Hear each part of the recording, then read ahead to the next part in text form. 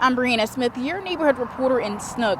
It takes about 20 minutes for deputies from the Burleson County Sheriff's Office to respond to our calls for help in areas like Grand Lake.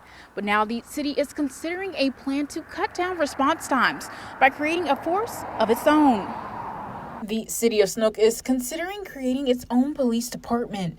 And some neighbors say the idea has its pros and cons. A lot of more people would feel a little bit more safe knowing that someone is right around the corner. Right now, the city relies on the Burleson County Sheriff's Office in Caldwell. I waited about 30 minutes, still didn't show up. Maybe an hour later, they finally rolled in. And in that moment, it was a safety situation. Response times are something Mayor Frank feels is trying to cut down, especially ahead of more growth in the city. We realize that as we grow, there will be more problems that come with it. Longtime resident Clarence Unick says he appreciates the city thinking ahead, but he doesn't think the time is now. I'm just more concerned with things like, what are they going to be looking for? Phil says there's still some steps to take, like finding a chief, meeting regulation, and finding funds. I believe we've got $40,000 in the upcoming year's budget for to potentially fund that position for,